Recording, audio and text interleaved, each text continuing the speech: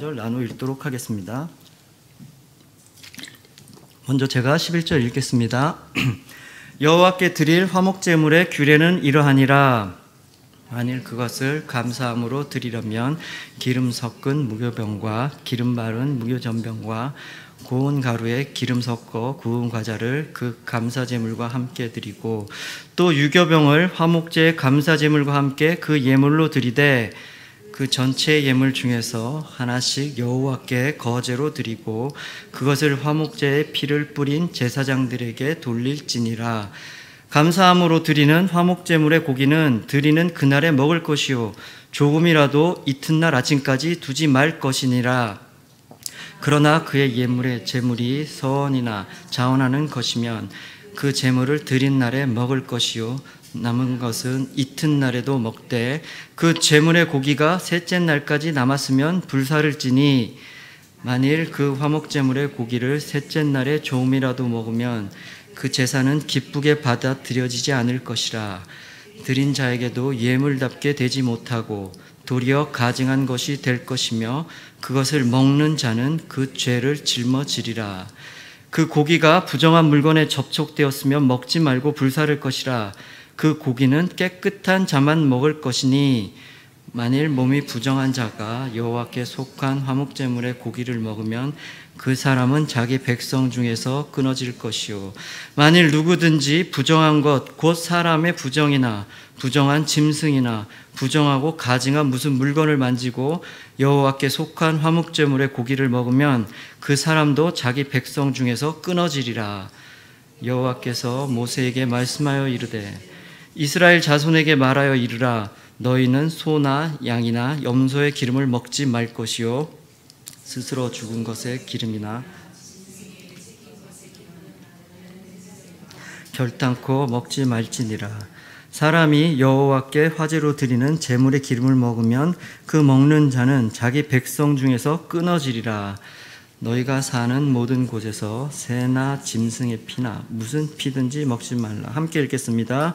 무슨 피든지 먹는 사람이 있으면 그 사람은 다 자기 백성 중에서 끊어지리라. 아멘. 오늘 말씀은 화목제에 대한 이야기입니다. 화목제는 이미 레위기 3장에서 자세히 기록되어 있지만 오늘 본문은 추가적으로 화목제물을 먹는 특별한 절차와 또 몇 가지 부가적인 규정에 대해서 기록하고 있습니다. 성경을 창세기부터 요한계시록까지 쭉 통독을 하다 보면 중간중간에 여러 번의 고비가 찾아온다는 것을 여러분들은 잘 알고 계실 것입니다. 대체적으로 첫 번째 찾아오는 고비가 바로 출애굽기 중반 이후부터 시작하는 성막에 관한 이야기, 또 제사장에 관한 이야기, 그리고 오늘 이 레위기의 제사 이야기일 겁니다. 사실 더 이상 우리가 눈으로 보거나 또 직접 체험할 수 없는 이 성막의 구조나 또 제사장의 이야기들, 또 이런 제사들, 이걸 글로 이해한다는 데서는 또 어려움이 있는 것도 사실입니다. 더군다나 이 부분에서 겪는 더 큰 어려움은 전에 했던 이야기 같은 것들이 또 나온다는 것입니다. 비슷한 내용들이 또 나오고 했던 얘기 같은데 다시 또 반복되고 그런 경우가 많다는 것입니다. 한 가지 주제에 대해서 한 곳에서 일목조연하게 쫙 설명하고 끝나면 차라리 좀 더 쉬울 텐데 그렇지 않고 이것저것에서 불쑥불쑥 또 그 얘기가 다시 나온다는 것입니다. 예를 들어 오늘 화목제물도 3장에서 다 설명하고 끝내고 더 이상 이 이야기가 안 나왔으면 이야기가 오히려 편할 텐데 그렇지 않다는 거죠. 오늘 본문 또 7장에서 이 이야기를 추가적으로 또 하고 있는 것입니다. 그렇다고 7장에서 다 끝나냐? 또 그것이 아닙니다. 나중에 19장에서도 22장에서도 또 이 화목제물에 대한 이야기가 또 언급되고 있습니다. 이런 점들로 인해서 이 레위기 읽어나가기가 그리 만만치는 않습니다. 그렇다고 또 이 레위기 이 제사법이 우리 현재의 삶과 전혀 상관없다고 그냥 넘어가고 읽지 않는다고 생각하면 또 우리 마음 가운데 또 부담감이 있을 것입니다. 그러나 어쨌건 이 고비들을 잘 이겨내야 또 성경을 통독하는 기쁨을 누릴 수 있을 것입니다. 내일 좀 전에도 말씀드린 것 같이 저희 팀이 캄보디아로 아울리치를 떠납니다. 캄보디아에서 아이들에게 이제 선물을 나눠주려고 이렇게 사진을 찍어서 예쁜 하얀 종이로 된 액자에 담아서 주기로 했습니다. 근데 그냥 액자에 담아주는 것보다 무슨 하나님의 메시지를 좀 적어주는 게 좋겠다 싶어서 그 액자 테두리에 스티커를 제작해서 붙이기로 했습니다.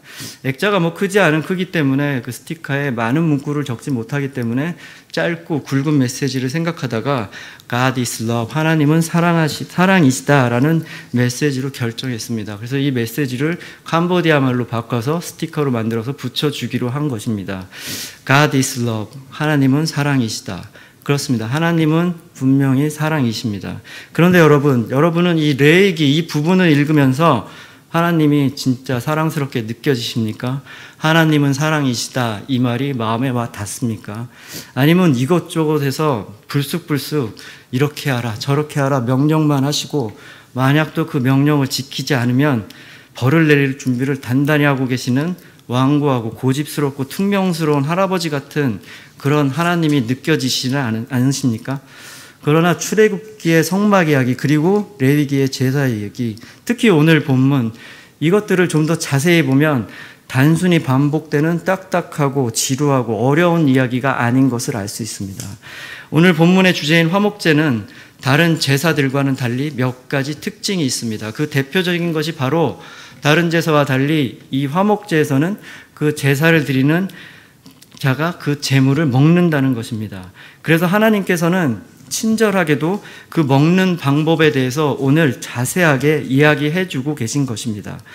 제사장과 같이 하나님의 율법을 잘 아는 사람이라면 상관없겠지만 일반 백성이 제사를 드림에 있어 또 그 제물을 먹는 데 있어 혹시나 어떤 잘못을 저지를까 봐 그리고 기껏 정성스럽게 하나님께 올려드린 이 제사가 이런 잘못을 인해서 온전히 올려드리지 못하는 안타까운 상황이 발생할까 봐 하나님께서 미리 자세하게 이야기를 해주고 계신 것입니다.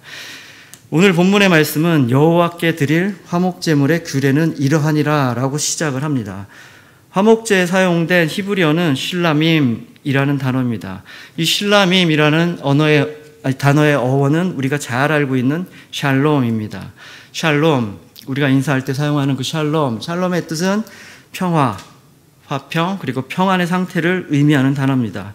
바로 이 화목제는 첫 번째로 하나님과의 샬롬, 하나님과의 화목을 위한 제사이고 두 번째 이웃 간, 사람과 사람 간의 샬롬, 더 이상 반목과 시기와 질투를 버리고 평화의 친교를 목적으로 하는 제사인 것입니다.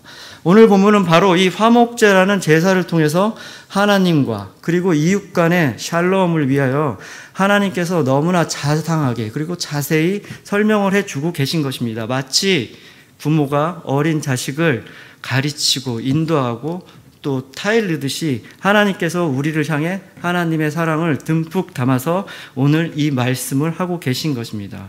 본격적인 이 이야기에 앞서 한 가지 축복하며 시작하기 원합니다. 오늘 이 본문을 통해서 하나님의 마음을, 그 하나님의 사랑을 풍성히 느껴보는 시간 되시기를 주님의 이름으로 선포합니다. 오늘 말씀은 크게 세 가지 부분으로 나눌 수 있습니다. 그 첫 번째 부분은 먼저 제물을 드리는 방법에 관한 이야기입니다. 12절 말씀 함께 읽어보도록 하겠습니다. 시작. 만일 그것을 감사함으로 드리려면 기름 섞은 무교병과 기름 바른 무교전병과 고운 기름 섞은 구운 과자를 그 감사제물과 함께 드리고, 자, 만일 그것을 감사함으로 드리려면 화목제 종류에는 세 가지가 있습니다. 이렇게 감사함으로 드리는 감사제가 있고, 두 번째 서원할 때 드리는 서원제가 있고, 그리고 마지막으로 특별한 조건이나 아무 이유 없이 그냥 자원하는 마음으로 드리는 자원제, 이렇게 세 가지가 있습니다. 그 중에서 감사제를 드리는 경우에서는 3장에서 언급한 그런 동물 제물에다가 추가로 기름 섞은 무교병, 기름 바른 무교전병, 그리고 고운 가루에 기름을 섞어 구운 과자, 이렇게 복잡한 이 세 가지를 추가해서 드리게 됩니다. 그런데 13절을 보면 눈에 확 들어오는 구절이 있습니다. 바로 누룩이 들어간 유교병을 감사 희생의 제물과 함께 예물로 드리라 라고 기록되어 있습니다. 이것은 참 독특한 명령입니다. 왜냐하면 레위기 2장을 보면 하나님께서 소제를 얘기하실 때, 제사를, 곡식 제사를 얘기할 때 절대로 누룩을 넣지 말라고 말씀하셨기 때문입니다. 그런데 13장의 이 유교병이 하나님께 올려드리는 제물이 아니지만, 비록 제물은 아니지만 제사장들이 취하는 예물로 드리는 것이기 때문에 비록 하나님께서 하시는 말씀이 번복되는 것은 아니지만 그래도 하나님께 드리는 이 제사에 누룩이 섞여 있는 이 유교병이 있다는 것은 쉽게 이해할 수 없는 부분입니다. 누룩은 오늘 말로 하면 빵에 들어가는 이스트, 효모입니다. 누룩이 들어가야 반죽이 부풀어 올라 오늘날 우리가 잘 아는 빵의 모양이 되는 것입니다. 하나님의 소제의 경우 누룩을 넣지 말라고 하는 것은 그 반죽이 변질되는 것을 막기 위한 것입니다. 마치 우리의 마음이, 우리의 하나님에 대한 신앙생활이, 하나님에 대한 사랑이 변질되는 것을 막기 위함이라는 의미로 하나님께서 누룩을 넣지 말라고 하신 것입니다. 성경에서 많은 경우 이 누룩은 위선 혹은 부패를 상징합니다. 그래서 예수님께서도 바리새인의 누룩을 조심하라 라고 경고하고 계시는 것입니다. 그렇다면 도대체 왜 어떤 이유로 하나님께서 이 누룩이 들어간 유교병을 화목제의 제물과 같이 드리라고 말씀하신 것일까요? 화목제의 목적은 좀 전에 말씀드린 것 같이 두 가지가 있습니다. 하나님과의 샬롬, 그리고 이웃 간의 샬롬, 화목을 위한 것입니다. 먼저 화목제가 하나님과의 화목을 의미한다는 측면에서 보자면 하나님과의 화목을 위해서는 먼저 이 유교병을 보면서 나 자신이 누룩이 들어가 있는 죄인이라는 것을 깨달아야 한다는 것입니다. 하나님과 화목을 하기 위해서는 반드시 내가 먼저 죄인이라는 것을 깨달아야 하나님의 은혜가 필요한 사람이구나라는 것을 깨닫게 되고 하나님의 은혜를 간구하게 된다는 것입니다. 그런 과정을 통해서야만 하나님과의 화목이 가능하다는 것을 보여주기 위해서 하나님께서 바로 이 제사에 유교병을 드리라라고 말씀하신 것입니다. 그리고 두 번째, 화목제가 이웃 간의 화목을 의미한다는 측면에서 본다면 이 세상의 음식인 이 유교병을 함께 나눔으로써 아직 하나님의 음식인, 하나님의 거룩인 이 무교병의 의미를 모르는 이웃을 위해서 그들의 방식, 세상의 방식으로서 이 무교병의 의미를 전하는 화목이 돼야 한다는 것입니다. 우리 믿는 자들끼리만 우물한 개구리같이 거룩을 추구하는 것이 아닌 아직 믿지 않는 자들에게도 그들 속에서 그들과 함께 호흡하면서 하나님을 전하는 화목 또한 우리가 해야 한다는 것입니다. 19세기의 중국 선교사 중에 허드슨 테일러라는 분이 계셨습니다. 이분은 중국에서 선교할 때 철저히 중국 사람과 똑같은 방식으로 살아가면서 선교를 하셨습니다. 중국 사람과 같은 헤어스타일을 하고 중국 사람들이 먹는 음식을 같이 먹고 중국 사람들이 입는 바로 그 옷을 입으면서 살아갔던 것입니다. 이 사람은 바로 세상 음식인 유교병을 함께 나누면서 하나님의 음식인 무교병을 그들에게 전하는 삶을 산 것입니다. 다시 한번 정리하자면 이 화목제에 유교병이 예물로 드려졌다는 것은 우리에게 두 가지 깨달아야 하는 것이 있습니다. 먼저 하나님과 진정한 회복, 화목을 하기 위해서는 내가 누룩이구나, 내가 죄인이구나라는 것을 분명히 반드시 깨달아야 한다는 것이고, 두 번째로 우리 믿는 자들끼리 거룩함을 추구하고 거기에서 기뻐하고 만족하는 거에서 그치지 않았는가. 아직 무교병을 모르는 세상을 향해서 그들을 정죄하고 그들을 거부하지는 않았는가.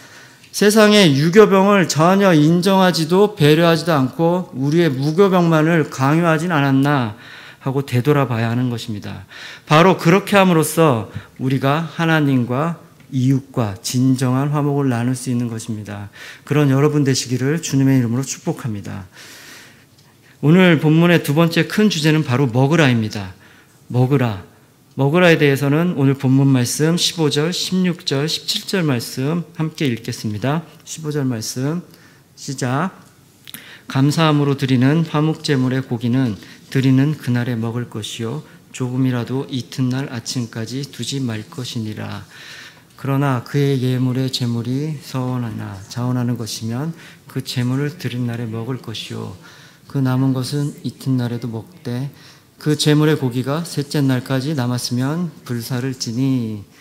하나님께서는 친절하게도 이 화목제물을 먹는, 그 고기를 먹는 기간까지 정해 주셨습니다. 제사를 드리는 자가 이 화목제물의 제물, 자기 몫으로 주어지는 그 고기를, 그 부위를 감사제의 경우 하루 동안, 그리고 서원제나 자원제의 경우 이틀 동안 다 먹어야 하는 것입니다. 다른 것도 아니고 고기인데 그냥 알아서 먹게 놔둬도 알아서 잘 먹을 텐데 뭐 이렇게까지 섬세하게 또 세심하게 기한까지 정해주셨나라고 생각할 수도 있습니다. 그러나 우리가 다 하나님의 뜻을 정확히 알 수는 없지만 분명히 하나님께서는 이유와 뜻이 있었을 것입니다. 먼저 18절을 보면 셋째 날에는 제물로 드린 고기가 가증한 것이 된다라는 표현이 있습니다. 여기서 가증한 것이라고 사용된 히브리어는 핏굴입니다. 이 핏굴이라는 히브리어의 뜻을 보면 불결하다, 악취를 풍기다, 더럽다, 상했다라는 의미가 있습니다.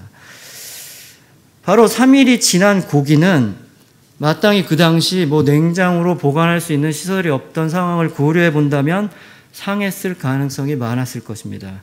그래서 하나님은 우리 건강을 위해서 3일째에는 그 고기를 먹지 말라고 하신 것입니다. 상한 음식을 먹고 혹시나 배탈이라도 날까봐 염려하시는 하나님의 섬세한 배려와 사랑의 명령이신 것입니다. 그런 하나님의 사랑이 느껴지십니까? 그리고 두 번째로 화목제의 경우 제사를 드리는 사람이 소나 양과 염소 같은 큰 짐승의 부위 중에 많은 부분을 할당받는데 이처럼 하루나 이틀 동안 그 많은 부분을 절대로 혼자 먹는 것은 불가능했을 것입니다. 제가 전에 한번 시골에 어떤 잔치를 갔는데 어른들이 한 40명 정도 모였는데 돼지 한 마리를 통째로 잡아서 다 구웠는데 40명이 너무나 많이 먹었는데도 불구하고 많이 남아서 이렇게 쌓아간 경험이 있습니다. 지금 이 화목제의 제물도 상당히 많은 양이었을 것입니다.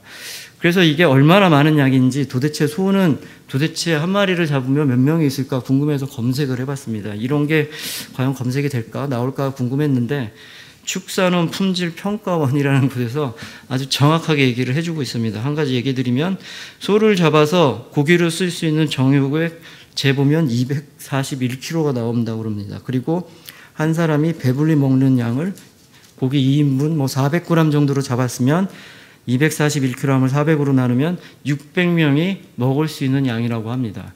그럼 돼지는 어떤가 봤더니 돼지를 한 마리 잡았을 때 평균적으로 고기를 쓸 수 있는 게 56kg이라고 합니다. 갑자기 좀 이상한 얘기 같은데 56kg이라고 합니다. 그리고 이것도 배불리 먹는 걸 400g으로 잡으면 140명이 먹을 수 있는 분량이라고 합니다. 그러니 그 당시 화목제물로 잡았던 이 고기의 양이 얼마나 많은 건지 대충 짐작이 가실 것입니다. 만약에 이 기한을 정하지 않았다면 어땠을까요? 이 사람이 며칠간 놔두고 혼자 다 먹었을 것입니다. 자기 가족들 정도까지만 먹었을 것입니다. 그러나 하나님이 이렇게 기한을 딱 정해 놓으셨기 때문에 이 사람은 자기뿐만 아니라 가족들, 그리고 주변 사람들, 주변의 약자들, 수많은 사람들, 또 가난한 사람들을 많이 모아놓고 같이 먹을 수밖에 없었을 것입니다. 그렇게 함으로써 공동체의 화목이 이루어지게 하기 위해서 하나님께서 이렇게 기한을 딱 정해서 먹으라고 하신 것입니다. 그런데 이렇게 함께 모여서 고기를 먹는 장면을 한번 상상해 보았습니다. 얼마나 시끌벅적하게 여러 사람들이 모여서 기분 좋게 즐겁게 고기를 먹겠습니까? 그 당시 지금도 마찬가지지만 고기가 그렇게 흔하게 자주 먹을 수 있는 건 아니었던 그 당시를 생각해 본다면 정말로 즐거운 축제 같은 하루였을 것입니다. 엄숙한 분위기에 인상을 쓰고 아무 얘기도 아니고 근엄하게 먹지는 않았을 것입니다. 그런데 이런 제사의 모습은 하나님께서 말씀하신 다른 제사의 모습과 사뭇 다른 모습이었을 것입니다.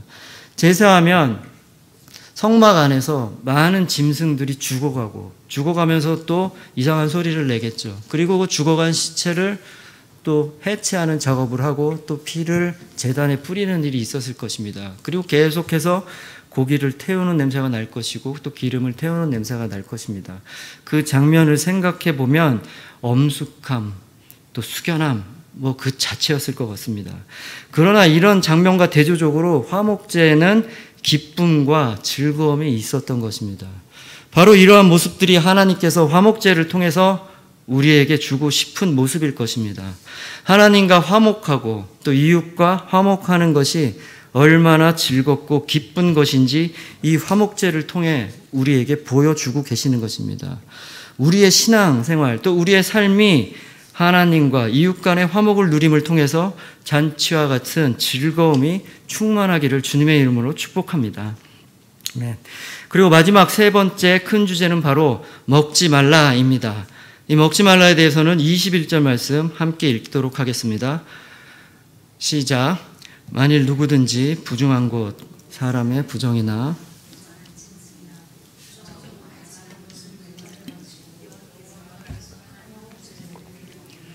그 사람도 자기 백성 중에서 끊어지리라. 사람 자체가 부정한 경우이거나 또 제물로 드려지는 짐승 자체가 부정하거나 부정한 물건을 만지고 부정해진 경우에 화목제물의 고기를 먹는 경우, 이 모든 경우에 있어서 고기를 먹는 자는 백성 중에 끊어진다. 공동체에서 추방된다. 그 당시 상황을 비춰볼 때 쉽게 말해서 한마디로 죽는다라는 것입니다. 레위기에서 가장 강조되는 것이 바로 거룩입니다. 거룩은 다름 아닌 하나님의 성품입니다. 하나님과 화목하려면 우리 또한 거룩해야 하는 것입니다. 하나님께서는 내가 거룩하니 너희도 거룩하라 라고 명령하셨습니다. 이 명령의 이유는 단순히 너희가 거룩하라 라고 말씀하는 것이 아니라 하나님께서는 우리와 함께 하시고 우리와 화목하기를 원하시기 때문에 우리가 거룩해져야 한다라는 것을 원하시는 것입니다. 하나님과 함께 하는 것이 복입니다. 하나님을 떠나는 것은 불행한 일입니다. 하나님께서 주시는 복을 받기 위해서는 하나님과 항상 함께해야 되는 것이고 하나님과 함께하기 위해서는 우리가 거룩해야 하는 것입니다. 하나님께서는 우리 한 사람 한 사람 함께 하시면서 복을 주시기 원합니다. 그래서 거룩한 것은 우리가 거룩해져야 된다는 것은 결코 불편하거나 거추장스러운 옷을 걸치고 있는 것이 아니라 바로 하나님께서 주시는 축복이자 은혜의 통로가 되는 것입니다. 그리고 두 번째, 먹지 말라라고 명령하시는 것은 바로 제물의 기름과 피입니다. 먼저 제물의 기름에 관해서는 25절 말씀 함께 읽도록 하겠습니다. 25절 말씀 시작. 사람이 여호와께 화제로 드리는 제물의 기름을 먹으면 그 먹는 자가 자기 백성 중에서 끊어지리라. 제물의 기름을 먹는 자가 자기 백성 중에 끊어지리라. 아까와 마찬가지로 죽는다라고 강하게 말씀하십니다. 제사에 있어서 기름은 반드시 다 태워서 하나님께 향기로운 냄새로 올려드려야 하는 것입니다. 그런데 그 기름을 먹는다는 것은 하나님께 온전히 올려드려야 할 이 제사가 이미 틀린 것을 의미하고 더 나아가 하나님 것을 훔쳐 나의 욕심을 채웠다는 것을 의미하는 것입니다. 이것은 결코 용서할 수 없는 행위고 이런 행위는 다시 말해 하나님의 주권을 인정하기는커녕 하나님을 무시하는 행위인 것입니다. 그리고 절대 먹어서는 안 되는 또 하나의 것이 바로 피입니다. 21절을 보면 피를 먹는 자 또한 자기 백성 중에서 끊어진다라고 기록되어 있습니다. 성경에서 피는 잘 아시는 바와 같이 생명을 의미합니다. 모든 육체의 생명은 피에 있다고 기록되어 있습니다. 따라서 피를 먹는다는 것은 그 생명을 먹는다, 그 생명을 취한다는 것입니다. 그런데 그 생명은 하나님께서 창조하신 것으로 하나님께 속한 것입니다. 바로 그 피를 먹는다는 것은 하나님의 주권을 부인하게 되는 것입니다. 하나님의 바로 이 기름과 피를 먹지 말라고 하심은 하나님께 순종하고 하나님의 주권을 인정해서 우리가 하나님께 순종하는 삶을 살아라 라고 하나님께서 우리에게 원하시는 것입니다. 하나님께 순종하며 하나님께 붙들려 있는 삶, 그것이 바로 축복입니다. 내 마음대로, 내 뜻대로, 내 의지대로, 나 편한 대로 사는 것이 편해 보이고 또 그게 좋아 보일 때도 있습니다. 그러나 그렇지 않습니다. 그것은 불행인 것입니다. 반드시 하나님께 순종하며 하나님과 딱 붙어있는 여러분 되시기를 주님의 이름으로 축복합니다. 오늘 본문의 말씀을 대략 쭉 살펴보았는데 하나님께서는 오늘 본문을 통해서 또 먹으라, 먹지 말라 또 여러 가지 명령을 하고 계십니다. 이 명령을 통해서 어떻게 이 본문 말씀을 통해 오늘 말씀 나눔을 통해 하나님의 사랑이 느껴지셨는지 잘 모르겠습니다. 하나님의 사랑이 느껴지셨나요? 네, 아멘. 그런데 하나님의 우리에 대한 사랑의 절정은 바로 예수 그리스도라는 것입니다. 예수 그리스도를 이 땅에 보내셔서 하나님의 사랑을 확증하고 완성하셨다는 것입니다. 바로 예수님을 화목제로 이 땅에 보내셔서 하나님은 우리와 화목을 회복하신 것입니다. 이 사건에 대해서 사도 바울은 로마서에서 이렇게 얘기합니다. 로마서 5장 10절, 11절 말씀 다 같이 함께 읽도록 하겠습니다. 10절 말씀 시작. 곧 우리가 원수 되었을 때 그의 아들의 죽으심으로 말미암아 하나님과 화목하게 되었은즉 화목하게 된 자로서 더욱 그의 살아나심으로 말미암아 구원을 받을 것이니라. 그뿐 아니라 이제 우리로 화목하게 하신 우리 주 예수 그리스도를 말미암아 하나님 안에서 또한 즐거워하느니라. 아멘. 우리가 죄로 인해서 하나님과 화목하지 못하는 정도를 떠나서 심지어 하나님과 원수가 되었을 때 하나님께서는 독생자를 보내셨다는 것입니다. 독생자 예수 그리스도를 보내서 화목제물로 삼으셔서 우리와 다시 화목할 수 있는 그 길을 여셨다는 것입니다. 하나님께서는 도대체 왜 그런 일을 하셨을까요? 바로 우리 한 사람 한 사람을 너무나 사랑하시기 때문에 그런 일을 하신 것입니다. 하나님께서는 우리 머리카락이 몇 개인지 다 알고 계실 정도로 우리를 너무나 잘 알고 사랑하고 계시는 분이십니다. 하나님께서는 침 한 번 삼키는 그 짧은 시간에도 놓치지 않고 두 눈으로 우리를 똑바로 지켜보시고 우리를 지켜주시는 그런 분이십니다.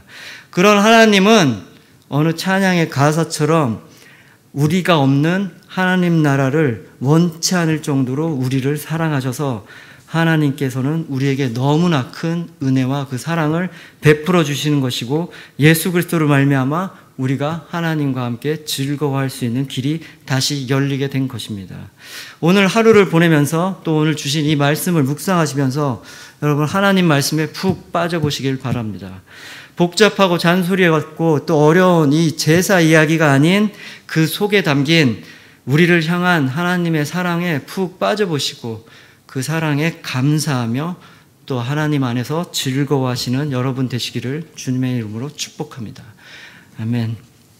말씀을 준비하면서 말씀 제목을 뭐로 할까 하다가 하나님의 사랑이 참 크구나라는 것을 다시 한번 느끼게 돼서 좀 상투적이지만 그 크신 하나님의 사랑이라고 제목을 정해보았습니다. 근데 제목을 정하고 보니까 설교를 끝나고 이 찬양을 같이 했으면 좋겠다라는 마음이 들어왔습니다. 그래서 오늘은 찬양을 하고 기도하고 예배를 마치려고 합니다. 잘하시는 찬양일 것입니다. 그 크신 하나님의 사랑 우리 다 같이 찬양하겠습니다.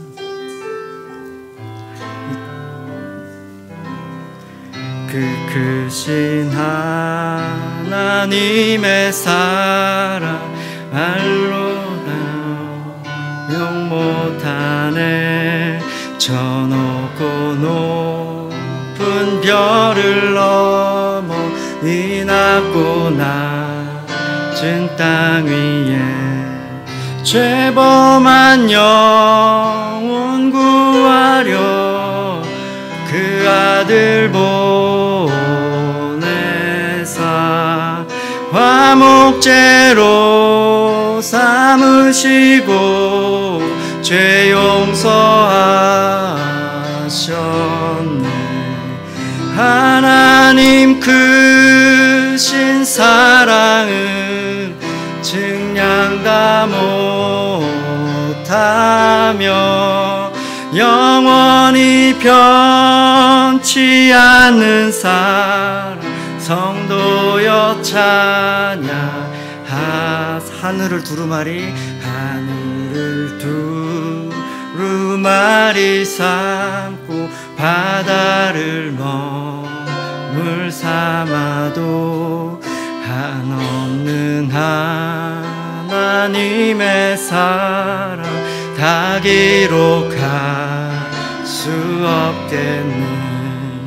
하나님 크신 사랑 그 어찌 다 쓸까.